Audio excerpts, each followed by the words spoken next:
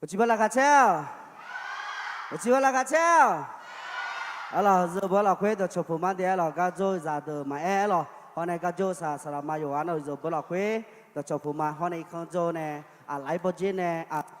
như được mà em rồi giờ nó giờ bữa là quê được chụp phim mà để rồi khối chiếu này khối sự yêu sự là đồ lì rồi là khát xe nhà rồi chỉ mình này na khối yêu chỉ lo còn yêu sự là yêu cho nó lùm ihe mình này là khát xe nhà rồi yêu nó yêu mà em rồi cô sĩ đô liễu này hư cô là quê nhị thằng nhị chơi là quê bé rồi hư cho bé đồng bé này rồi cái thảo luận cho nó chơi ngàn nó là quê bé đi mà miếng cháu cho rồi gái cho giúp cái mà rồi những gì nó còn đi mà luôn nên xí lao này đi mà gái bị la mẹ rồi như đồ thế rồi hôm nay na hư cái namaskar mà rồi giả từ nãy mà sa mà từ nãy mà rồi đi mà chỉ có nói mìnhยังจะเชื่อมาแล้วหูแล้วคุชอจีเปียวมาแล้วก็จู่ดอกเพย์ดอกคนอยู่จู่ดอกเพย์จุโลมาหรอจู่เงินทองเงินคนนี้จู่น้องเจองานนั้นเราคุยไปหือกันเราในงานนี้mìnhยังเช่าจะเชื่อเรามาหรอกจุกเราหยาแม่แล้วหูแล้วคุชอมาเดียวหรอไม่หูพอเลยได้ก็เดี๋ยวเรางานกันเลยยุ่งแล้วจีบชามาหรอดำโยนอชมยังจะเชื่อมาcái lòng từ từ mía đam yêu khối chiếu này khối sĩ đồ liễu đồng béo này ngài giống như sao đâu giờ chỉ là lục khối ta mà nó xuyên này làm mình nó cái lòng giá cho mà in không có ni mưa nó chỉ là khối mưa yam chỉ yam phải bị này lão này ngài nói giá giá cho mình yêu hàng ngài gài giúp cái mà mà nên xí yêu khối ta gài đi lá cái mà yêu khối ta có ni nó mi giá yêu mình lá khối ta về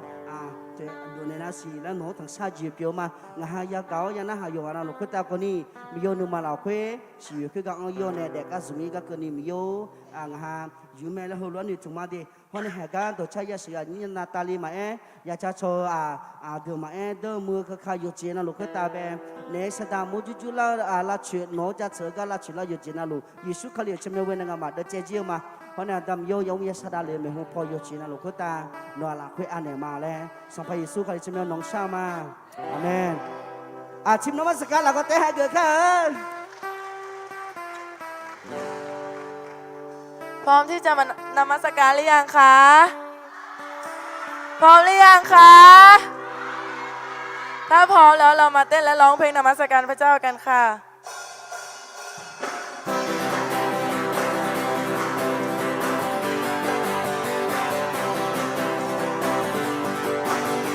เราจะเดินในทางของพระเยซูมีพระองค์คอยดูชีวิตของเรายามเรามีปัญหาพระองค์บรรเทาเป็นกำลังให้เราได้พบความสุข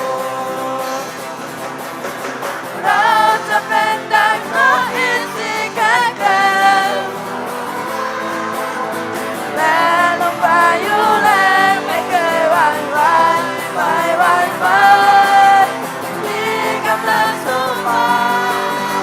มีกำลังเราจะเดินในทางของพระเยซูเราจะเดินในทางของพระเยซูเราคอยดูชีวิตของเรายามเรามีปัญหาเราบรรเทาเป็นกำลังให้เราได้พบความสุขเราจะเป็นดังนกอินทรีแข็งแกร่งแม้ลมพายุแรงไม่เคยหวั่นไหวสู้ไปมีพลังยิ่งใหญ่เราจะเดินในทางของพระเยซูเปลวเพลิงฤดูกาลประณีตของพระองค์ทรงเป็นนิรันดร์ได้เวลาเสียงน้ำมาลายฟ้าไทยเสียงของเราแสงอาทิตย์กา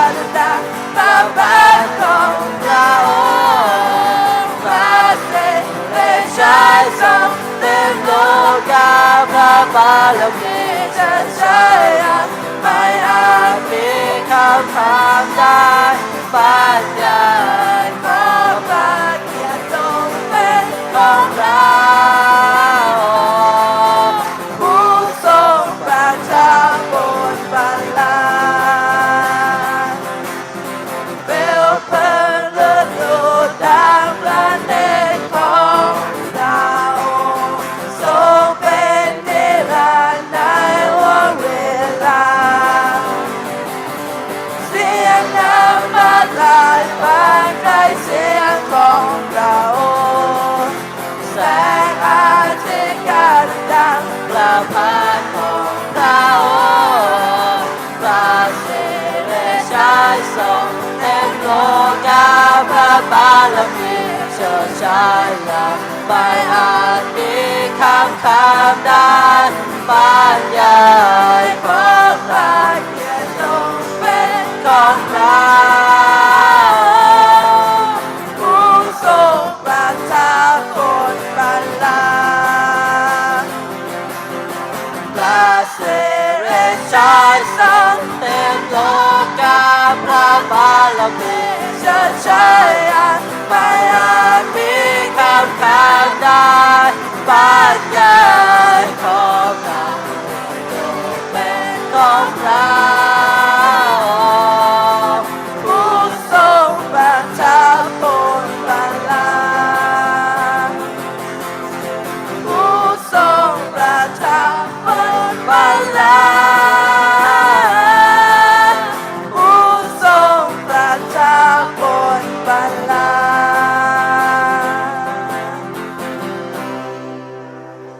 1 ซามูเอลบทที่ 10 ข้อ 7 เมื่อหมายสำคัญเหล่านี้เกิดแก่ท่านแล้วจงกระทำอะไรตามแต่มีโอกาสเถิดเพราะพระเจ้าทรงสถิตกับท่านเรามาอ่านด้วยกันอีก1 รอบนะคะ1 ซามูเอลบทที่ 10 ข้อ 7 เมื่อหมายสำคัญเหล่านี้เกิดแก่ท่านแล้วจงกระทำอะไรตามแต่มีโอกาสเถิดเพราะพระเจ้าทรงสถิตกับท่าน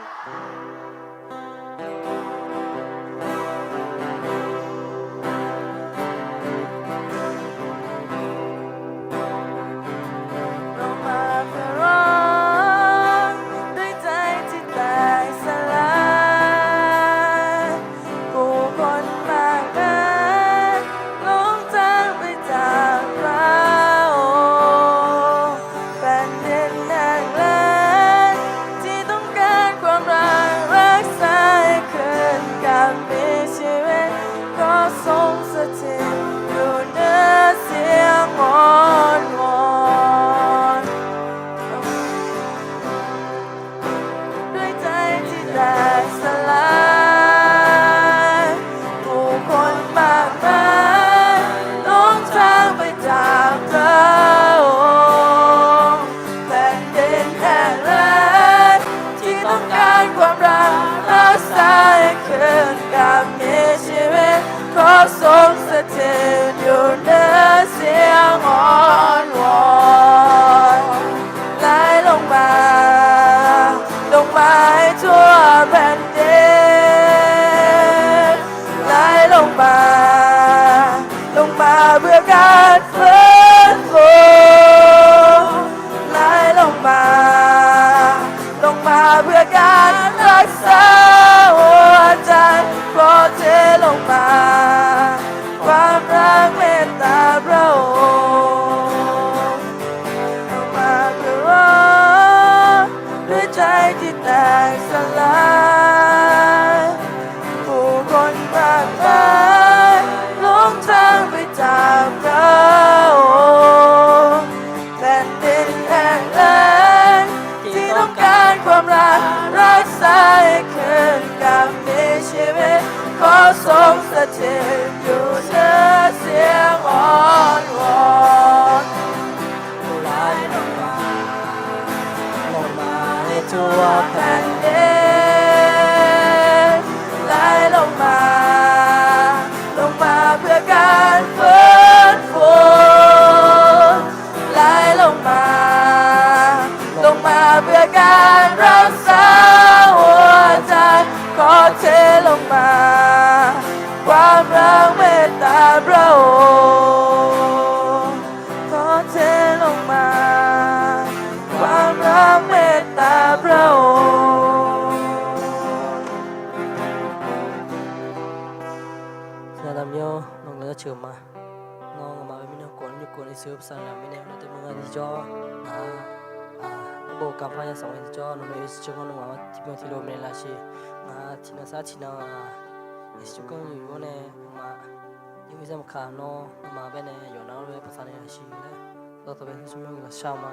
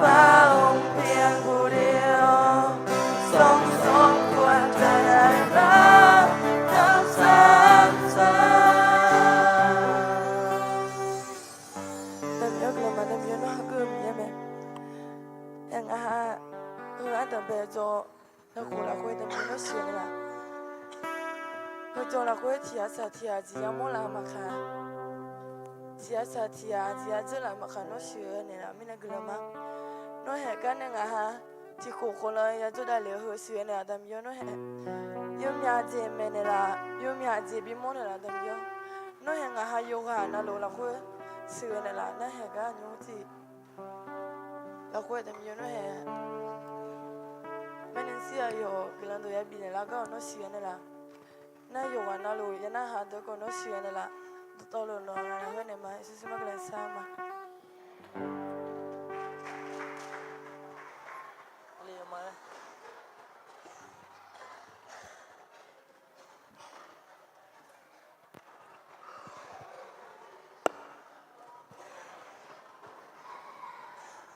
ต่อไปนะคะเรามาฟังพี่ๆนักศึกษาท่องพระคัมภีร์กันนะคะ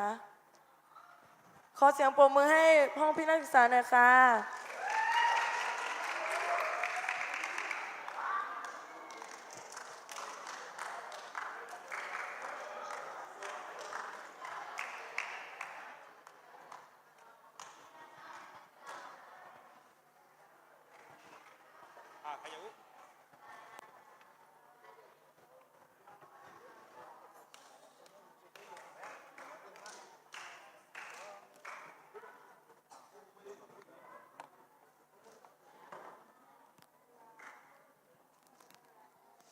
有啊，那路有波了，会到小铺马了，我哈嘛，我做的讲呀，也到好用做呢，也部 ABS 做路的马了，因那讲呀，我哈嘛，也部提的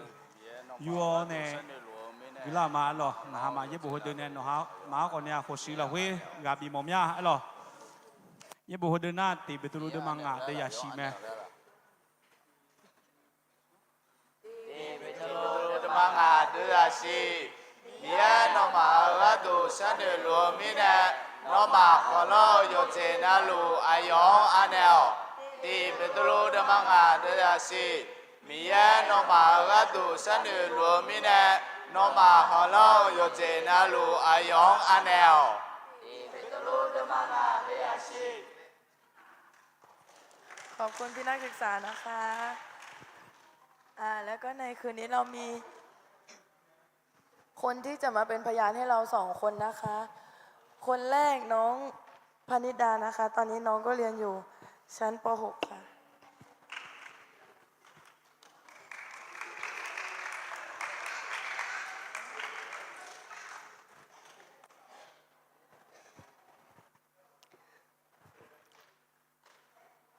สวัสดีค่ะ หนูชื่อเด็กหญิงพนิดามาเยอะ วันนี้หนูจะมาเป็นพยานเรื่องช่วงเวลาดีๆในวันปีใหม่ค่ะ ช่วงปีใหม่หนูได้กลับบ้านไปหาครอบครัว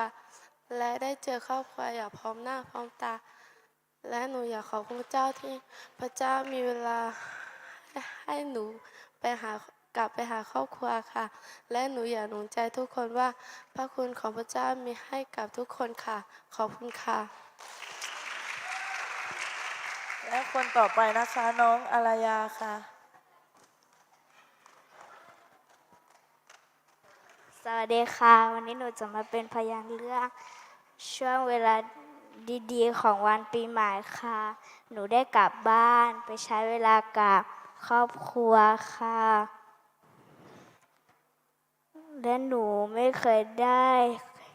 ความอบอุ่นจากครอบครัวและหนูก็เห็นครอบครัว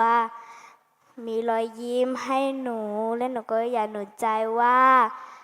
พระเจ้ามีความรักให้กับพวกหนูอยู่เสมอค่ะขอบคุณค่ะขอบคุณนะคะ ต่อไปเรามาฟังน้องๆเขาร้องเพลงกันนะคะ ขอเสียงปรบมือให้ห้องจีค่ะ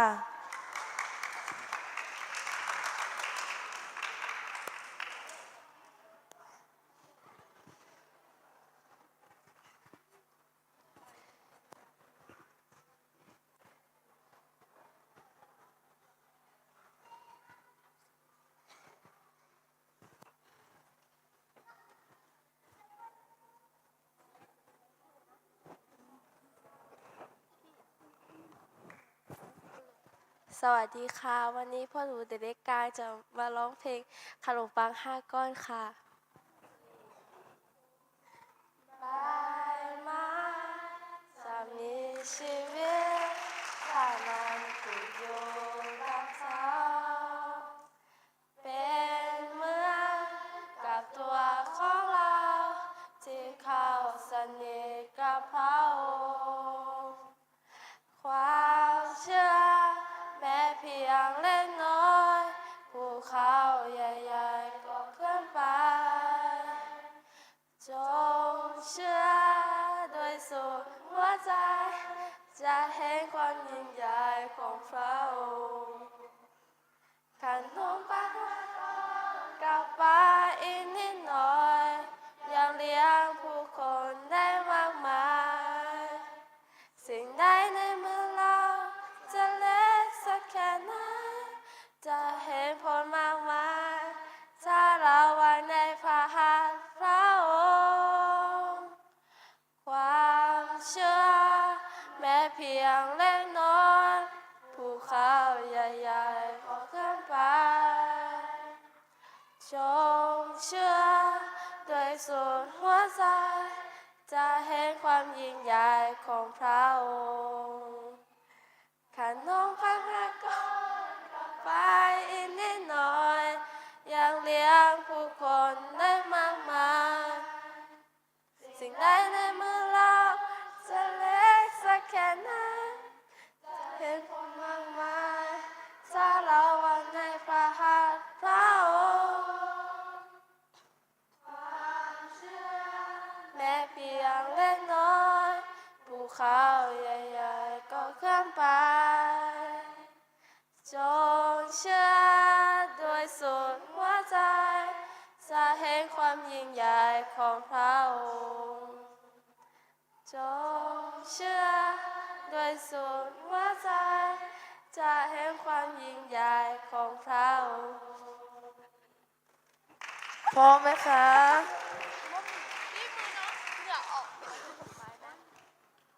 เราพร้อมที่จะมาฟังคำแบ่งปันหรือยังคะพร้อมหรือยังคะถ้าพร้อมแล้วเรามอบเวลาให้แม่แนนซี่นะคะ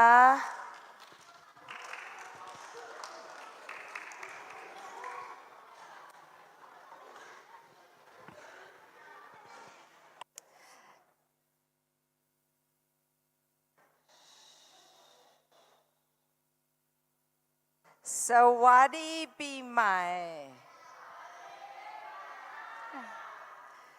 แม่ตื่นเต้นลูกแม่ครอบครัวแม่ทุกคนกลับมาทุกคนมีโอกาสกลับบ้านปีใหม่ทุกคนมีเวลากับครอบครัวแล้วก็ทุกคนกลับมาปลอดภัยแล้วก็แม่ตื่นเต้นคืนนี้แม่จะใช้เวลาไม่นาน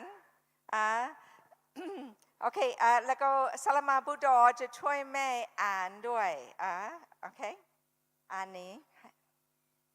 โคเสืองเลยที่ก็ลกคือเซโคเสืองเลยติเยซูภาษาไทยเดินทางเข้าสู่ปีใหม่โอเควันนี้เรา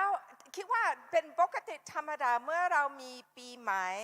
หลายครั้งเมื่อเป็นมกราวันที่หนึ่งเรากำลังคิดถึงมีเป้าหมายจะสร้างเป้าหมายบางคนคิดว่าจะพร้อมลงแม่คิดนี้ทุกปีแต่ยังไม่เกิดขึ้น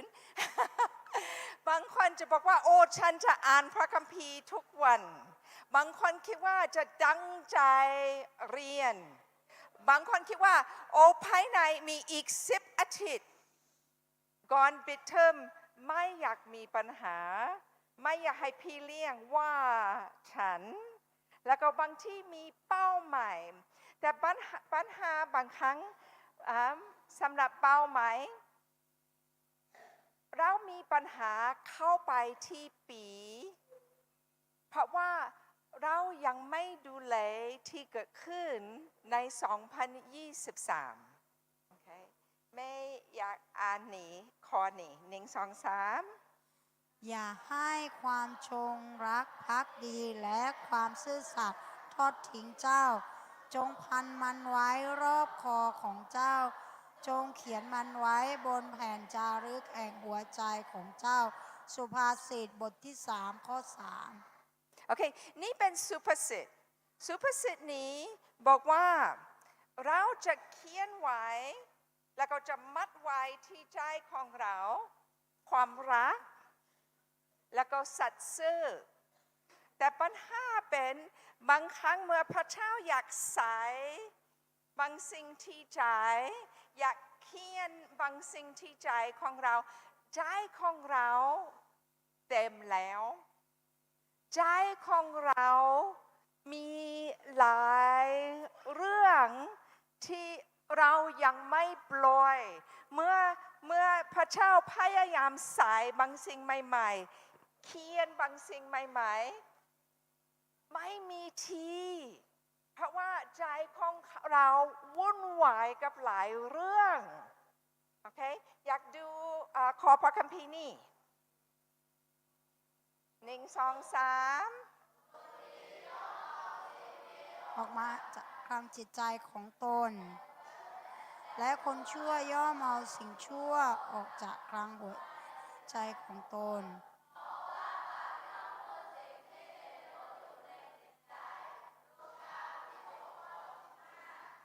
โอเคนี่เป็นคำพูดของพระเยซูคริสต์แล้วก็ดูภ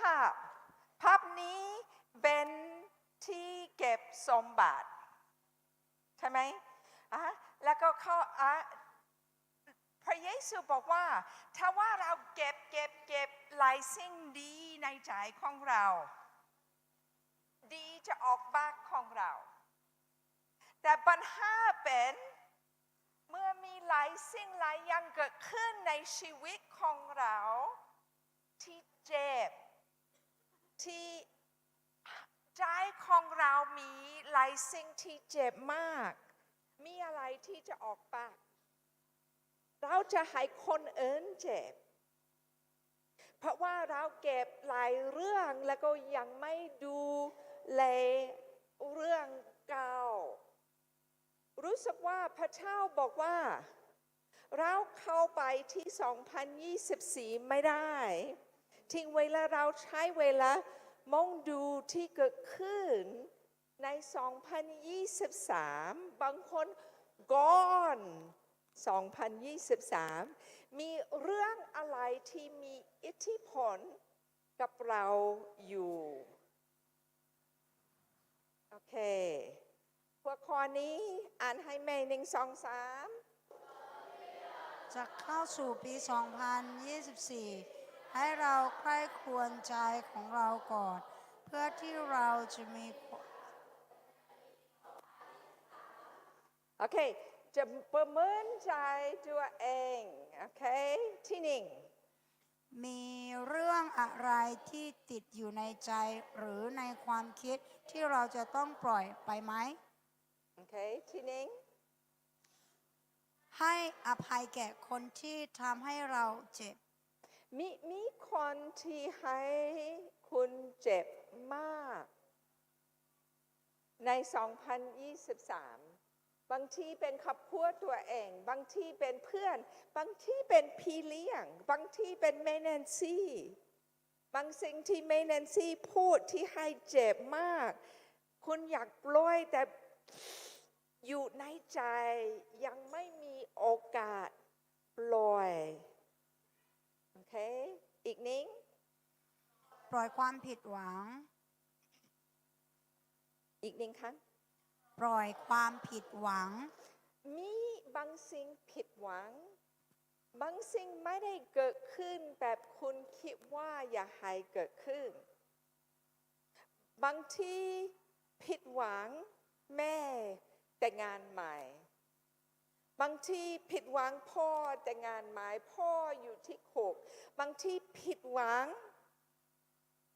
ครอบครัวให้มาอยู่ที่บ้านซาดุดีบางทีผิดหวังกับตัวเองทำบางสิ่งผิดแล้วก็โมโหตัวเองแล้วก็ยังไม่ให้อภัยตัวเองโอเคอีกนิ้งปล่อยความคาดหวังอีกหนึ่งครั้งขอโทษปล่อยความคาดหวังโอเคปัญหาอีกหนึ่งอย่างหลายครั้งเรามีคาดหวังบางทีพ่อของเราติดยาบ้าแล้วก็เรามีคาดหวังพ่อจะไม่กินยาบ้าอีกแล้วก็พ่อกินยาบ้าอีกรู้มีคาดหวังแม่ตัวเองจะบอกว่าฉันรักลูกกำลังรอแม่ทำบางสิ่ง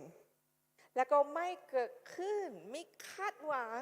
ตลอดเวลาครอบครัวจะอบอุ่นครอบครัวจะสมบูรณ์บางสิ่งจะเกิดขึ้นแต่ทุกครั้งกลับบ้านเป็นเหมือนเดิมเราต้องปล่อยขัดหวังไหมแล้วก็ยอมรับที่ครอบครัวเป็นไหมโอเคที่สองมีนิสัยแย่ๆอะไรที่เราจะต้องปล่อยไปไหมขอโทษไม่รู้ทำไมที่คอมพิวเตอร์ของเมย์เปิดผิดเมย์จะเปิดภาษาอังกฤษจะดีกว่าสำหรับเมย์แป๊บเดียว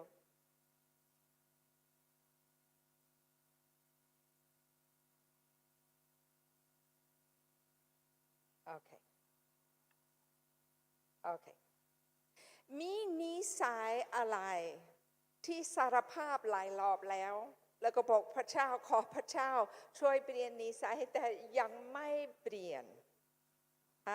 มีอะไรที่ใจวุ่นวายคิดถึงตลอดโอเคอันนี้การซุบซิบนินทา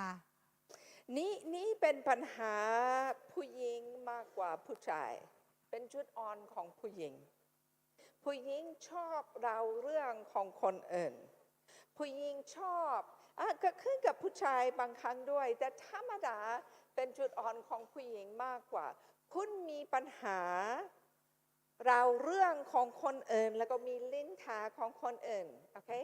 ที่สองความโกรธความขมขื่นมีปัญหากับความโกรธมีเรื่องเกิดขึ้นกับเพื่อน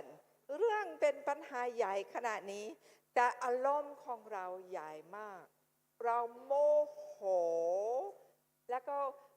เมื่อโมโหกลัวตัวเองด้วยภายในปีนี้อยากขอพระเจ้าช่วยชนะโมโหไหมโอเคไม่ไว้ใจคนอื่นไม่ไว้ใจคนอื่นนี่เป็นบางสิ่งลูกแม่หลายคนสู้กับนี่มีหลายคนในชีวิตที่ให้ผิดหวังแม่ให้ผิดหวังพ่อหรือพ่อเลี้ยงให้ผิดหวังพ่อตัวเองแม่ตัวเองไม่ได้ปกป้องไม่ได้ใส่ใจไม่ได้ดูแลแล้วก็มีบางสิ่งเกิดขึ้นที่คุณตัดสินใจจะดูแลตัวเองแล้วก็ไม่ไว้ใจคนอื่นโอเคแล้วก็สุดท้ายการบ่นโอเคบ่นเป็นนิสัยของมนุษย์ทุกคนหลายครั้งเราจะบ่นเก่งกว่าขอบคุณเป็นธรรมชาติที่ใจของเราอยากเห็นที่ขับที่ไม่พอใจแล้วก็บ่นโอเคไปต่ออ่านหัวข้อ1 2 3พระเจ้ามีของขวัญให้เรามากมายในปี 2024ไม่โอเคอ่านพระคัมภีร์ด้วยดีเราจะเป็นดังบิดาของพวกเจ้าจะเป็นบุตรชายบุตรหญิงของเรา พระเจ้าผู้ทรงฤทธานุภาพทั้งสิ้นได้ตรัสดังนั้น2 โครินธ์บทที่ 6 ข้อ 18ไม่ชอบนี้อาจารย์พอลโลกำลังบอกว่า เราเป็นลูกของพระเจ้าเรามีพ่อที่สว่างที่ยิ่งใหญ่ที่สุดแล้วก็รู้ไหมพระเจ้าอยากอวยพรลูกพระเจ้ามีของขวัญใน 2024 เพื่อชีวิตของคุณบางทีจะมีทุกเดือนมกราจะมีของขวัญกุมภาจะมีของขวัญแต่เกิดอะไรขึ้นสมมติว่านี่เป็นของขวัญโอเคนี่เป็นของขวัญพระเจ้าเตรียมไว้จะให้แม่ถ้าว่าไม่มีเรื่องที่ไม่ยอมปล่อย ฮะน้อยใจไม่สบายใจไม่พอใจ เมื่อของขวัญมาในชีวิตแล้วก็ไม่เก็บเรื่องไม่ได้รับของขวัญนี้ได้ไหมไม่ต้องทำอะไรถ้าว่าไม่อยากเปิดของขวัญนี้ไม่ต้องทำอะไรไม่ต้องปล่อยเพื่อจะมีมือ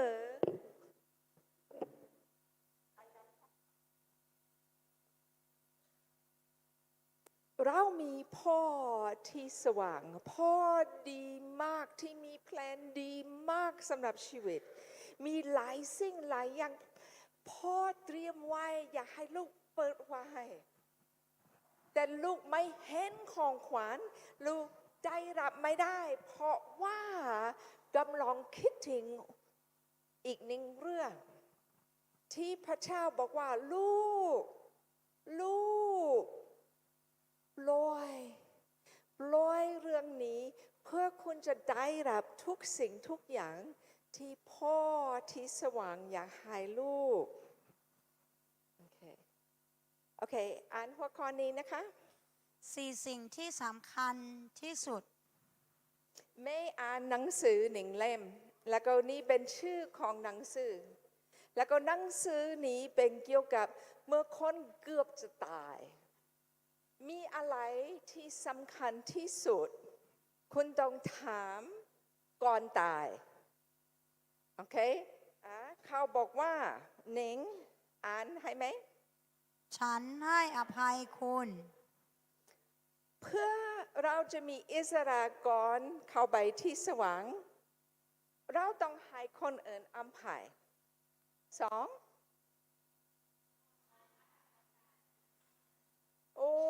ถ้าว่าเรารู้เราให้คนอื่นเจ็บแล้วก็เราไม่เคยบอกขอโทษให้อภัยได้ไหมไปหาเขาแล้วก็ขอให้อภัยเบอร์ 3ขอบคุณสำหรับขอบคุณคนอื่นสำหรับแล้วก็สุดท้ายก็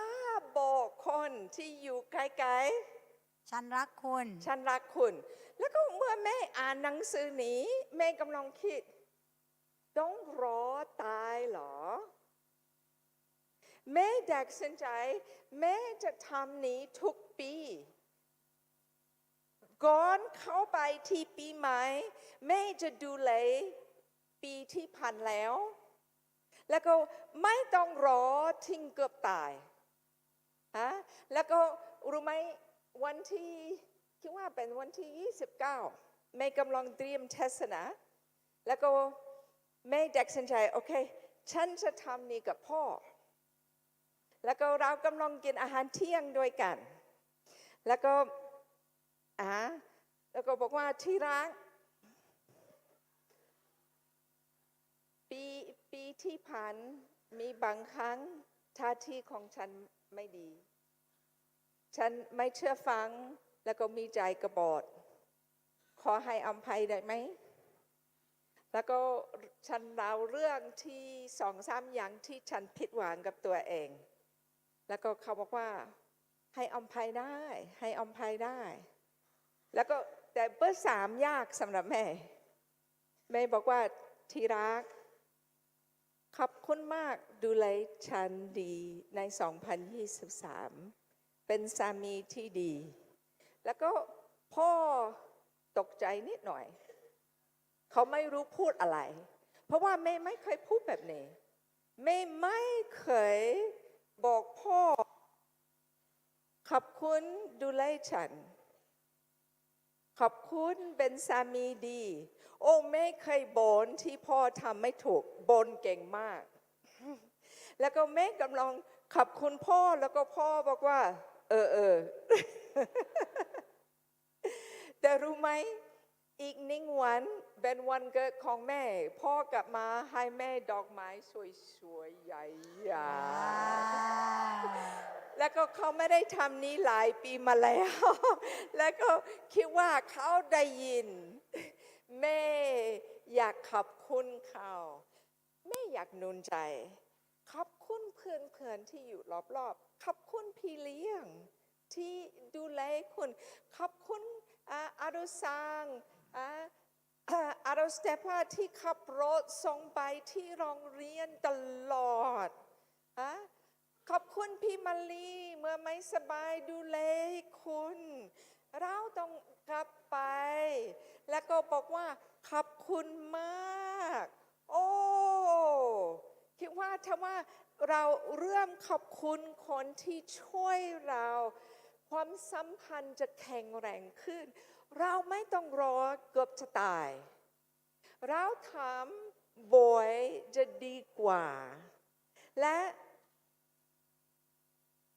ไม่มีโอกาสคุยกับเด็กแต่คุยกับนักศึกษากับเจ้าหน้าที่เมื่อกลับบ้านปีใหม่แล้วก็หลายคนมีโอกาสกอดแม่บอกว่ารักแม่มีเวลาให้ครอบครัวมาด้วยกันแล้วก็อธิษฐานด้วยกันมีนักศึกษาโซโลมอน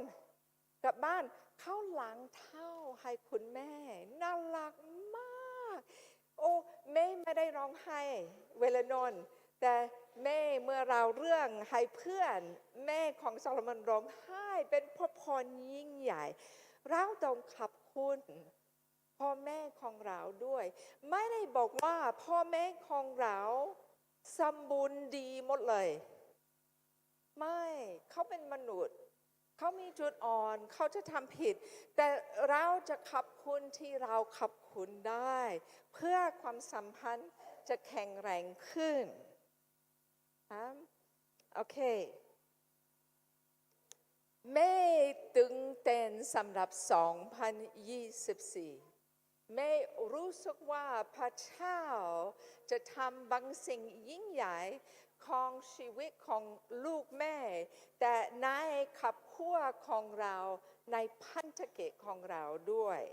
ฉันรู้สึกว่าพระเจ้าบอกว่าปีนี้เป็นปีที่ยอดเยี่ยมสำหรับเราและสำหรับคริสตจักรของเราโอเคอีกหนึ่งลูกถลวง2024 จะเป็นปีที่ยอดเยี่ยมสำหรับเราและสำหรับคริสตจักรของเราปีแห่งการทะลุทะลวงโอเคพระเจ้าบอกว่ามีจะเป็นปีที่ทะลุทะลวงทะลวงพูดยากสำหรับเรา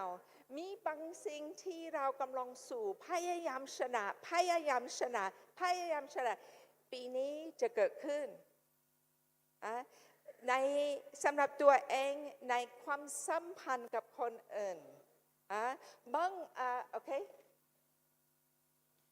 ปีแห่งการให้โอกาสอีกครั้งอีกหนึ่งครั้งปีแห่งการให้โอกาสอีกครั้งโอเคบางที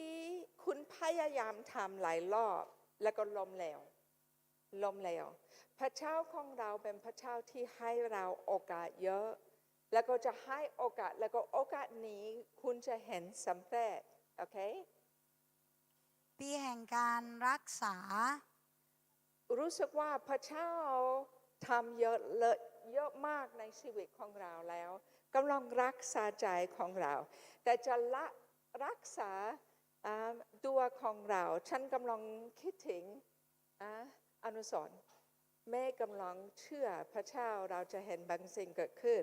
แล้วก็จะเปลี่ยนแปลงสำหรับสุขภาพของลูกนี่จะเป็นปีที่รักษาโอเคแล้วก็สุดท้ายปีแห่งฤทธิเดชเหนือธรรมชาติแม่รู้สึกว่าเราจะเห็นฤทธิ์อำนาจของพระวิญญาณบริสุทธิ์แบบไม่เคยเห็นแม่คิดว่าพระเจ้าเกือบจะปล่อยพระวิญญาณบริสุทธิ์ทั่วโลกแบบเราไม่เคยเห็นเราจะเห็นพระสิริของพระเจ้าแต่เราจะเห็นคนที่มารับเชื่อแบบไม่เคยเห็นรับเชื่อแต่รู้ไหมถ้าว่าเรามีหลายคนรับเชื่อไม่ต้องมีคนที่ จะวิ่งไปแล้วก็สอนคนที่รับเชื่อใหม่ๆเดินกับพระเยซูยังไงไม่รู้สึกว่าพระเจ้าอยากทำหลายสิ่งหลายอย่างในชีวิตของเราภายใน 2023 ไม่ชอบภาพนี้ทุกคนดูภาพนี้โอเคนี่เป็นพระเยซูแล้วก็พระเยซูกำลังข้อบางสิ่งแล้วก็ผู้หญิงบอกว่าแต่ฉันรักมากไม่อยากให้ผู้หญิงเห็นพระเยซูมีข้างหลังไม่ได้แล้วก็พระเยซูบอกว่าจะไว้ใจไหมจะไว้ใจพระองค์ไหมคุณกล้าปล่อยเรื่องเล็กๆเพื่อจะได้รับของขวัญยิ่งใหญ่โอเคไม่อยากอ่านเป็นสดุดีบทที่37ข้อ5อ่านภาษาไทยให้แม่1 2 3ให้สิทธิ์แก่พระเจ้าในการควบคุมชีวิตของคุณและเมื่อคุณวางใจพระองค์ไปตลอดทางคุณจะพบว่าพระองค์จะทำให้ออกมาอย่างสมบูรณ์แบบถ้าว่าเรายอมให้พระเจ้าชีวิตของเราไว้ใจชีวิตของเรากับพระเจ้าจะไปก่อนแล้วก็เตรียมทุกสิ่งทุกอย่างดีกว่าที่เราคิดโอเคแม่จะขออายุเดินขึ้นที่เวทีโอเคแม่อยากให้ทุกคนเงียบแล้วก็บางทีมีหนึ่งคนที่จะปิดไฟด้วยโอเคเราอยากใช้เวลาที่จะประเมินใจตัวเองเรามีอะไรที่วุ่นวายในใจของเราที่เรารู้สึกว่าเราต้องปล่อยเพื่อจะได้รับของขวัญมาจากพระเจ้า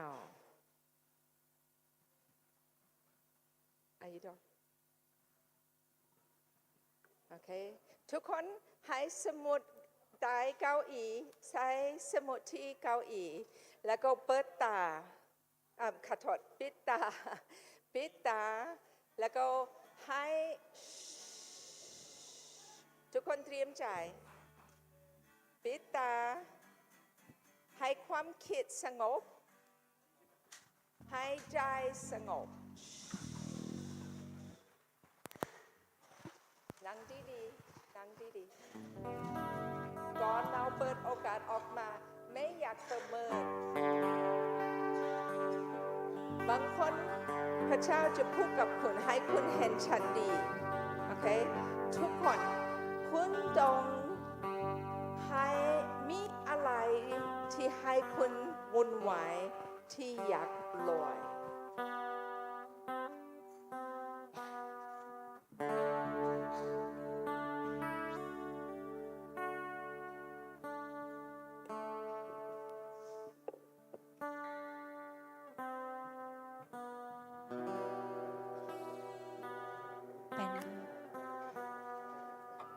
เป็นข้อพระคัมภีร์เป็นคำหนุนใจที่ดีมากเลยเนาะ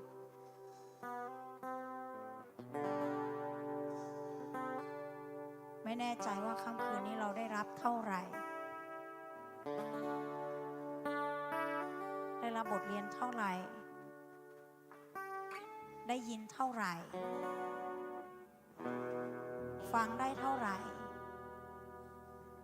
อาจจะตื่นเต้นเพราะว่าเป็นครั้งแรกที่เราได้เจอกันไหม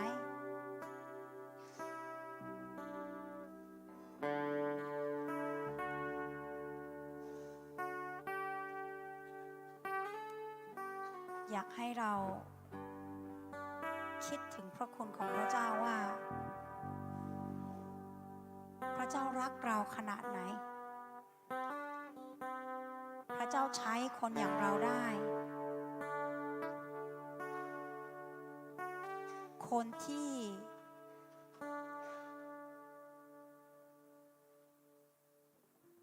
คนอื่นดูถูก คนที่เหมือนป้าสำหรับ คนที่เหมือนไม่มีอะไร แต่พระเจ้าก็รักเรา พระเจ้าเตรียมสิ่งที่ดีที่สุดไว้ให้กับเรา พี่ชอบภาพที่พระเยซูมีตุ๊กตาใหญ่ ๆ ไว้ข้างหลัง แล้วก็กำลังขอตุ๊กตาเล็กๆเพื่อจะแลกกับตุ๊กตาใหญ่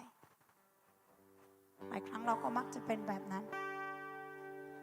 เราหวงความเป็นตัวเอง เราหวงสิ่งที่เรามี จนมองข้ามไปว่า สิ่งที่ดีที่สุด สิ่งที่ใหญ่ที่สุด พระเจ้าเตรียมไว้ให้กับเรา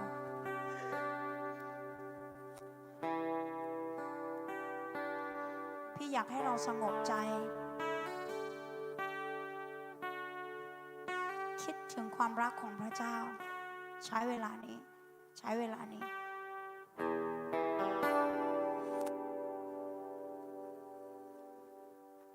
มีเยอะเกาฉันหรือรักเขา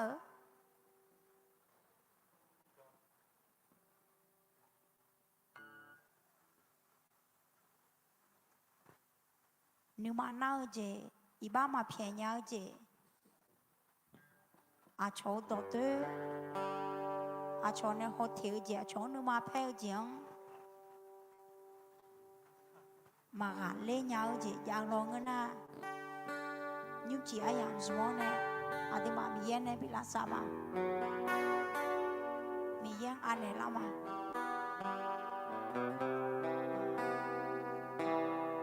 cho biết này, cứ làm sao cho mỗi đời hoàn là đủ cả, mình xí bị lá đồ mọi nhá, cho sao mà đồ mà người sao đồ mà khả năng đồ mà nhưng mà nó nhưng mà bỏ đồ màทั่วในมันสิพอละดวงติมาคือลังชัดโชว์ค่ะเราจะใช้เวลานี้อธิษฐานเผื่อด้วยกัน อย่างนี้คนจนเนี่ยเขารู้เติมไปแน่เขาก็แน่หน้าอาสาสมัครอะไรอย่างนั้นร้องแปลมีโบซารู้เด